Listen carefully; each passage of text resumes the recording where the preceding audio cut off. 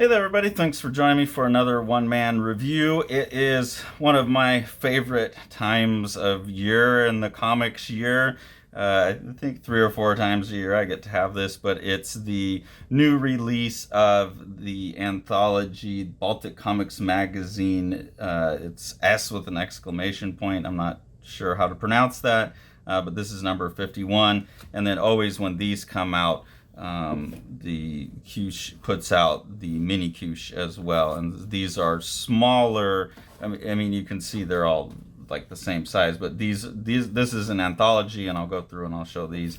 And then these are like nice little one shots for an artist that gives them a chance to experiment in a storytelling format where they can like have a product all on their own, but it's like low stakes, small thing. And I really like that. I think what Kush is doing in terms of exposing artists from all kinds of backgrounds, from all over the world, giving them their chance to have their first book, see something in print, or an artist who's established who wants to do something that's just like a little weird one-off, they have an experiment. I really think they're providing a great service to the community and the medium as a whole, because they're really providing this format for people to play, to get exposure, to try things, to see their work in print. Yeah, I think it's cool, and I'm gonna bug the Kush people at some point. When I'm done with Bound, I want to do one of these. If they do that, I don't know what their rules are, but I really like what they're doing. And anytime there's something like that, like I just kind of want to be involved. Like I think what they're doing is cool, and like I want to do Kush. That would be fun. So I'll go through each one of these little mini Kush first, and then I'll go through the anthology itself.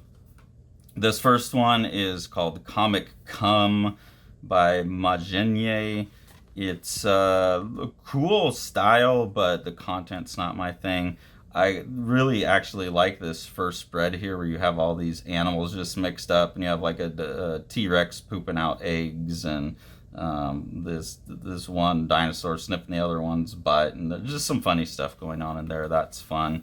There's kind of reminds me of Simon Hanselman's work. It's got like this witch character in it, and just something about the drawing style and the way it's laid out, and then just the kind of like unnecessary, I don't know, like dirt bagness of it. I always get that sense from Simon Hanselman. It's like people who just want to like smoke pot and not have a job and sit around and be a dirtbag.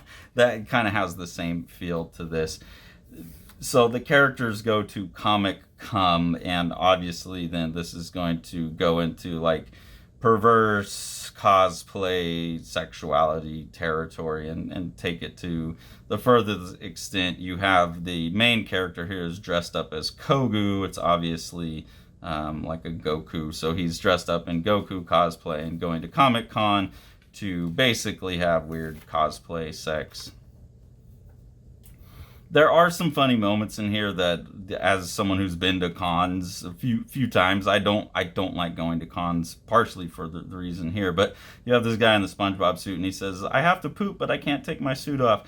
Shit yourself, dude. Nobody will notice. Yeah, I've been to plenty of conventions where the smell is potent enough that I don't think anyone would notice me when shitting their pants. I particularly remember, like, in 1994, 95, maybe it was 95, 96, I was like 14 maybe, and my uncle took me to San Diego Comic Con, like back in the day in the 90s when it was like really pumping because of the comics. And there was the dude that was always you'd always see pictures of him in Wizard magazine dressed up in like a Optimus Prime suit made out of cardboard. It was like an old sweaty bald guy, the typical like basement dweller comic guy. And I swear to God, I walked past that dude, and it was the nastiest, like, sour milk smell I ever had. So anyways, that cracked me up. But the rest of this story is just, like, I'm probably going to throw this one away just because it's just unnecessary shit. I mean, I'm not a censor. You draw what you want to draw. You put it out, publish what you want to publish. But not my thing. I don't get why people want to do this. Content like this doesn't do anything to make the world a better place. But we've got this guy who's like people are getting stuffed up his ass, and now he's stuffing pizza up his asshole, and they're having a party in his asshole, and now we're going meta, like we're looking at the guy who's drawing it, and there's a couple more like meta removals throughout the book. And then we have like the end here where this robot is saying, this ancient comic makes me feel glad about human extinction. And that's kind of my point about the content of the book like this is, yeah, like this book is delving into like the vile part of humanity, and I just don't see any benefit to humanity of making art products like this. You may think you're making a critique here, but you're just contributing to the problem, because you have made a comic that is, when we look back on, we're like, yeah, these are just vile, nasty creatures. This just want to stuff everything up their ass. So not my type of thing. I know plenty of people like this, and there's a market for it, and there should be. But I would also encourage artists to start thinking like, hey, like what I put out in the world helps shape the world. So choose to be better instead of like, we don't need legislation to force people to be better. Just choose to not like fill the world with filth. On the Honeylands of Mars, really interested in the style in this one. There's a very cool like diagram here that looks like it's tied up with astrology or something. I don't know quite how to read that, but it's an interesting little chart here. And then kind of like a 8-bit video game looking style, but then rendered with hatching mostly, and then some interesting like single color gradients over top of it, and an interesting back and forth between this more video game style and then still using the same mark making strategies, but winding up with a more realistic style. And kind of talking about just like phone and media and stuff like that. Mark Antonius' Puhkan, Into the Thicket, was one of my favorite of this batch of 4. I think this one is a really beautiful book. So really well rendered art. It looks like it's done digitally just because of the quality of the line work and the way there's so much white erasing. I think this art would be like real. I think this artist would be really stunning if they were working with actual pen and ink, because I feel like the quality of their line would improve by working with like a brush and a dip pen rather than a digital tool. But that said, there's a lot of beautiful drawing in here. And there's also a really cool use of color where it's all in black and white, but we have these little bits of green show up. Then we have this character like crawl into this thicket of branches here, and is coming again after the green, and then you see that this red gets introduced, and the character like kind of ties their heartstring is what it looks like to the green. And as they go further into the green, they're encountering all of these stresses in life. So, and those are rendered in the red. Like here, you have the pills and the representation of viruses, including the little coronavirus, all these little pills we could take. You have like the stock market tumbling and all of this money in the weeds. You have a coffin, so they worry about death and all of these skulls coming out. And then there's this sequence here where he's firing the gun, and there's a hail of bullets in red, and there's like this eye with the bullseye. And so that really made me interpret this as someone who's dealing with PTSD, who's been in a battle situation, is dealing with PTSD. And even though it's obviously, and you can see here where it's like the weight of this gun strapped around that they carry, that they've been involved in this, and then like the nature coming in to break that cycle and heal. So I think it's about like anxieties in general, but I think it's also tied to someone's inability to handle their anxieties based on having the PTSD, having a harder time with it because of that. So for a silent book that's pretty short, and pretty big images, there's not like a lot of panels per page, I think there's a lot communicated in this really, really clearly and in pure visuals, and that's always a stunning accomplishment. And then it's visually sophisticated and fun to look at as well. And then the fourth mini quiche here is by Sara Boiça, I think, Boiça. I don't know how to pronounce all these foreign manipulations of the letters. I apologize. This one's called Undertow, and this one is very much in the line, even visually, of a few artists I've seen now. Nguyen comes to mind right out the gate of people who are working with poetry in comics. And so the images tend to be abstract or very sparse, kind of diagrammatic images, half images, erased images, and then just a few words, even the words like put in being part of the image or having smudges. It seems very related to like fine art practices in printmaking and drawing. I've seen a lot of imagery like this lately. It's definitely playing with symbolism of objects, symbolism, even just something like a line, that the line has a formal quality that can be poetically and symbolically relevant. So very much in the poetry comics form. And I also think playing with poetics of form itself, like this right here, the knots also kind of visually have a rhyme with what's going on with the fingers and the grasping of the hands. So that's what I mean, poetry of form, is that there's visual rhythms, visual entendres, things like that. And I find this work quite compelling. I know it's not for everyone because of that poetic sparseness. It's not like telling a story. I will say that I'm not such a poetic person, so I have a hard time drawing meaning out of books like this. But I find the visual strategies very compelling still, and the linguistic strategies compelling from a formal standpoint. Like even this here where you have the comma, and then as you turn the page pretty much lined up on the other side, you have the pinhead covered in. Not totally, but close. That creates kind of a rhythm throughout the book. So those are the kinds of things I really draw from these, and I think this is a particularly well done, this book Undertone. So then the anthology itself, this is S exclamation. I always, people tell me I'm supposed to pronounce this, but I always forget. But this is Baltics Comics Magazine number 51. I love these little anthologies. Each one of them has a theme, which is really cool to see how a bunch of artists respond to a different theme. So the theme of this one is mindfulness, and I'll just go through and show you like a spread from each artist so you can follow up on the artists you like and you get a sense of what's in here.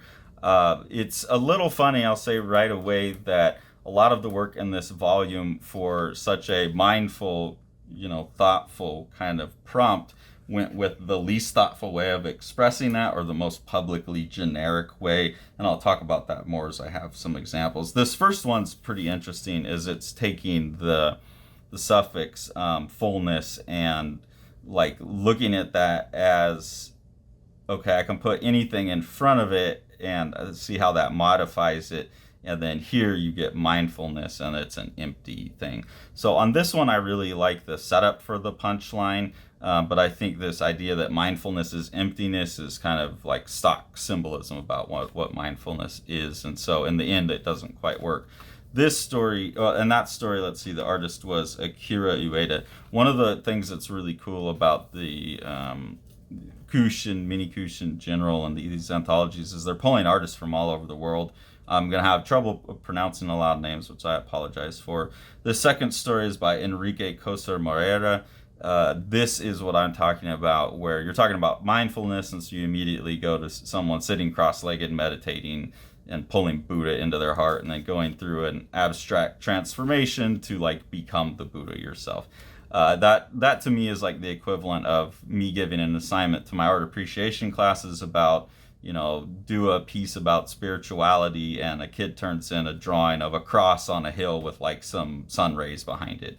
It's just the stock imagery that's associated with these ideas, and they're the most kind of ham-fisted, publicly accessible symbols of the idea that tend to show that someone hasn't really understood the true depths and richness of the idea. And I feel like this book, unfortunately, has a lot of that in it. So you have this one that's a very stock one. You have this story here by Ivanda Jansone, really nice drawing in it, but this like stop and smell the roses, the flower is precious.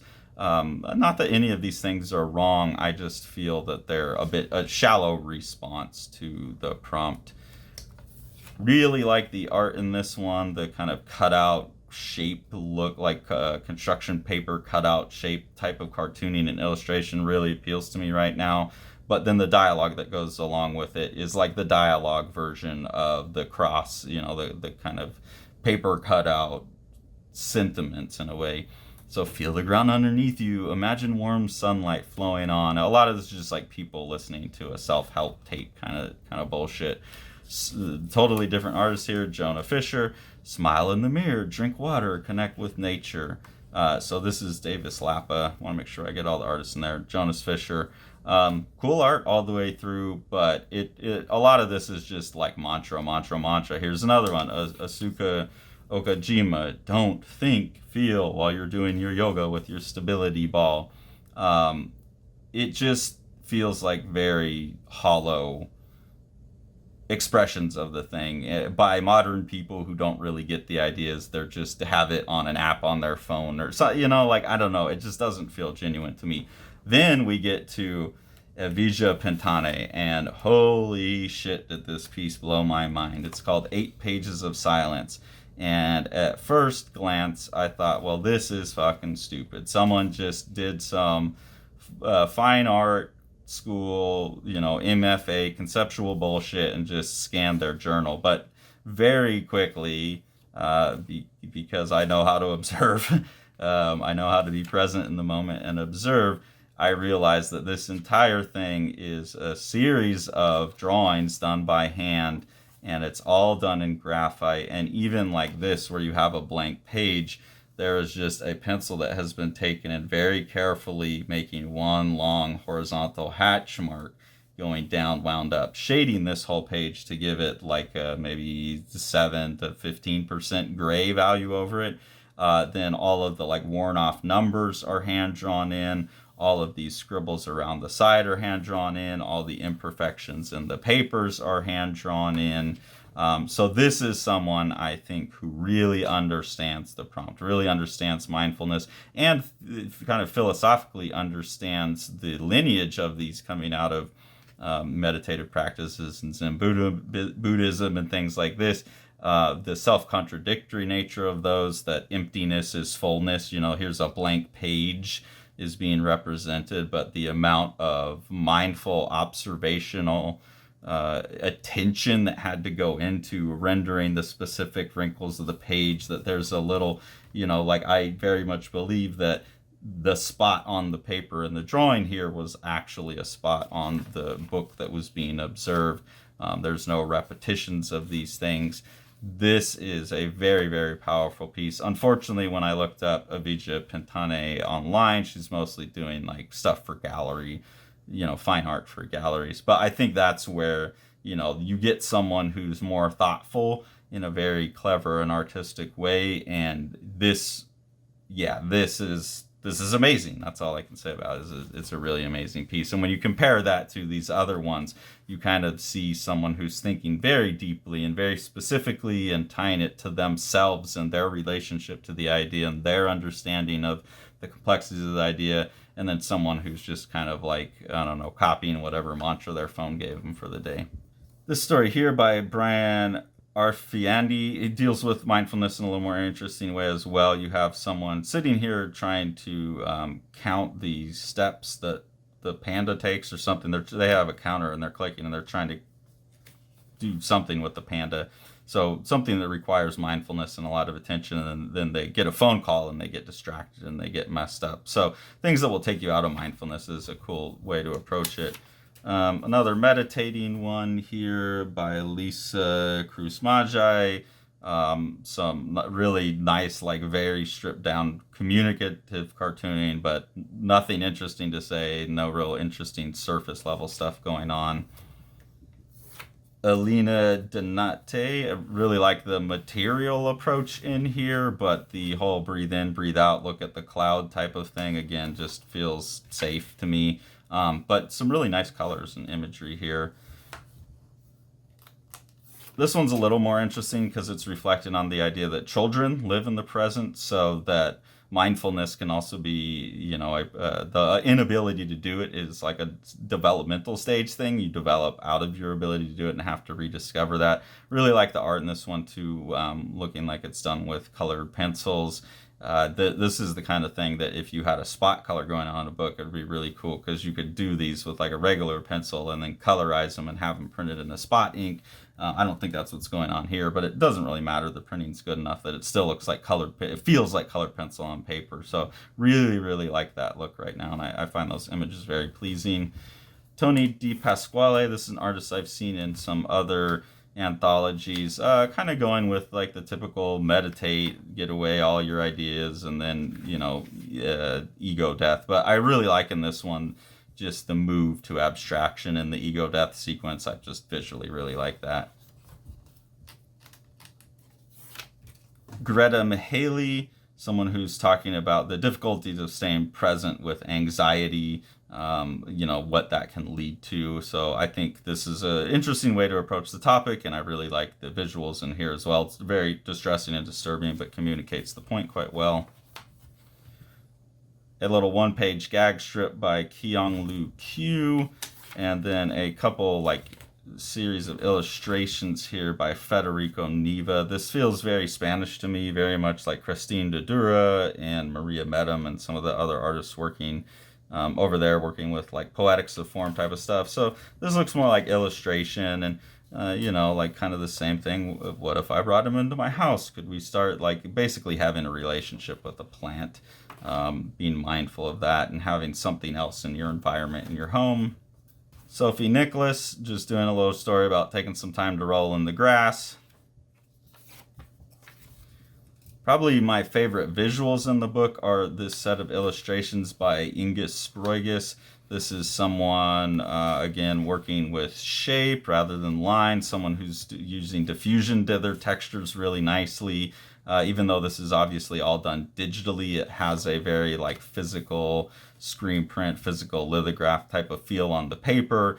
The compositions and the shapes and images and color choices are absolutely beautiful. Unfortunately, this is someone who's an illustrator, not a comic artist. Still going to follow on Instagram. A lot of what I look at on Instagram these days are not comic artists, but illustrators working in more abstract styles like this, and I really like this Ingus Sproģis character's work. So very cool entry, and glad to follow that artist. Probably the story that made me laugh the most with is this one by Jan Blum, where this character's going through and saying all the things they're mindful of. I'm mindful of just ignoring me when I pass by her desk, like she's been doing since my first day. I'm mindful of the moronic requests for change I get from my clients every day. So I like pushing back that, yeah, good, mindfulness is all well and good, but I live in this fucking modern world, and you try and be happy and mindful when everything's going to shit and no one's doing their job. And I struggle with that a lot lately, and I feel especially since COVID, every time I go out in public, it's hard to get actual help anymore. People are so given up and checked out. I just did a drive from Alabama to Minnesota to drive the bound art, to bring the bound art up to Sean's house to get it scanned, and maybe it's just driving through the middle of the country, but it just really seemed like no one gave a fuck anymore. No one wanted to do their job, and I think that's pretty funny. And then at the end of this, the guy just gets up on his desk and is like, fuck you all, I hate this. So it's fun to see someone leaning the opposite way of everyone else in the book. This one's a little bit more angsty like that, even though it's still headed towards mindfulness in the end, but talking about how the suck of the phone will just suck you in and ruin your mind. I particularly like that they're just farting out the useless windbag bullshit. Probably the story that I just straight up enjoyed the most in the book is this one by Vittorio Renzi. Tori absolutely hated this one. I gave her this one to look at, and then she kept reading this one, and she was disgusted. But I think it's hilarious. You have this dad being just playing with his kid, and he's like, do you know that daddy has a cotton factory in his belly button? And the kid's like, really? Totally something my dad would... Actually, no, my dad hates having his belly button touched, but that kind of stupid dad joke thing is something he would have done. And then the kid goes in and actually digs his fingers down in and pulls out a cotton ball out of his factory, and that cracks me up so much, but it's also just so disgusting. And then this one's extra funny to me too, because my dad both really hates having his belly button touched, and he really hates cotton. He really hates the feel of cotton. And so a prank that my brother used to play, me and my brother would play on him, is he'd come home from work and they take his tie off and unbutton his shirt and just pass out on the couch immediately with his big hairy belly out. And every now and then we'd risk getting a reactionary swing at the head. We'd like duck under and like put a Q-tip up and stick it in his belly button and roll it, because it was like everything that he hated. So just that story I found personally really resonant with me, but then also just grossly charming, which I enjoy. So thank you, Vittorio Renzi, for the good laughs. A very stressful story by Lukas Weidinger. Here you have someone being unable to stay mindful and present, or being mindful and present is just making them anxious. So there's these really disgusting renderings of like sweating out of pores, and it just looks like oozing pustules. Absolutely disgusting, but gets the emotional point across. This is another one about how hard it is to be, this piece by Kai Lawrence is about how hard it is to be like sane in this world, especially with social media. You know, it's like, how can anyone be calm in this horrid world? I just got another notification, a granny's been burgled senseless and set on fire. So talking about like, look, we can be compassionate and sympathetic all we want, but we also need to understand what type of creatures we are, and we can't worry about everyone on the whole planet. You know, to kind of start a little more locally with your concerns might be healthy. Jurijs Tatarkins really like, this is another person who's doing more illustration than comics, but it really especially like all of the compositions and colors on this page, the physicality of the materials. It's just a really cool thing to look at. So that's someone else I'll probably just be following for their illustration work. And then the book ends with a piece by Harukichi, and this is a cat that's coming into Riga, and it's just going to cruise around Riga with a box full of vinyls to try and sell them at the record shop. So really like the material approach to this, and the kind of level of detail put in with what looks like markers and maybe some watercolor. So as always with the new volume of the Kush and the mini Kush products that come out, this is probably one of the best anthologies you're going to get for seeing a breadth of material from all across the world, and artists being given a place to experiment and play and really try some new things. So if you're like here for the future of the medium, the mini Kush and the however you pronounce this thing are kind of must buys. They have a huge back catalog too, and as soon as I get some, you know, where I can really just blow $400 or $500 on a chunk of books, I eventually want to get as many of these things as they still have in print, because I think these are going to be really important artifacts of this time in comics history.